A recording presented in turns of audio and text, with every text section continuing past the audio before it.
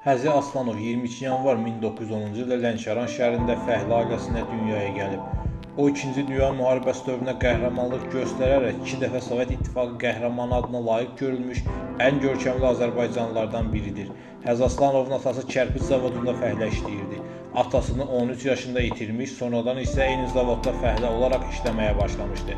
Bu, onun gələcəkdəki hərbi karyerası üçün sərt və tutarlı bir əsas yaratdı.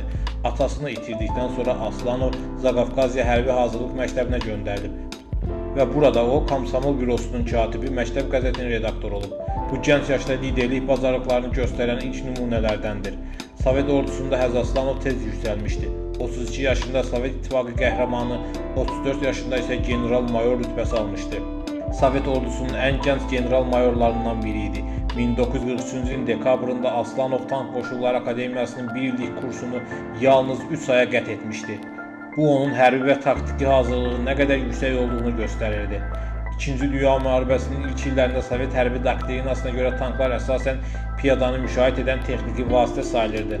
Həzi Aslanov bu sxemi cəbhədə faktiki olaraq dağıdırdı. Onun üçün tank ön xəttinin özü idi. Aslanov müdafiə xəttinin zəif nöqtəsini dəqiq kəşf edir, oraya sürətli yarıma zərbələri endirir və düşmənin ehtiyat qüvvələrini döyüşə girməmişdən əvvəl iflic vəziyyətə salırdı. Bu yanaşma xüsusilə Stalingrad ətrafı əməliyyatlarda geniş istifadə olunmuşdu. Donçay istiqamətində aparılan döyüşlərdə öz əksini tapmışdı. Alman qoşunları klassik və nizamlı müdafiəyə alışmışdı. Aslanov isə onları nizamdan çıxaran sürətli hücum edirdi. 1942-ci ilin sonlarında baş verən və rəsmi Sovet mənbələrində nadir hallarda vurğulanan bir epizod xüsusilə maraqlıdır. Alman tank bölmələri Aslanovun briqadası ilə toqquşma zamanı onun bir hissəsini geri çəkildiyini görür və hücuma keçirlər. Bu geri çəkilmə plan idi. Alman tankları irəli çəkildikdən sonra Aslanov yan cinahdan 2 qaz zərbə endirir və düşmən texnikası tamamilə mühasirəyə düşür. 1945-ci ilin yanvarında Həzi Aslanov ağır yaralanaraq həlak olur. Rəsmi versiyaya görə minaatan mərmisinin partlaması nəticəsində. Lakin alternativ, ciddi araşdırmalar əsasən ehtimallar da mövcuddur. Onun ön xəttdə həddən artıq riskli mövqedə olması, bəzən qərargah icazəsi olmadan irəliləməsi və hədəf alınma ehtimalı.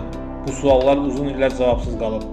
Simvolik olan odur ki, ona 2-ci dəfə Sovet İttifaqı qəhrəmanı adı yalnız 1991-ci ildə ölümündən 47 il sonra verilib. Bu gecikmə də təsadüfi görülmür.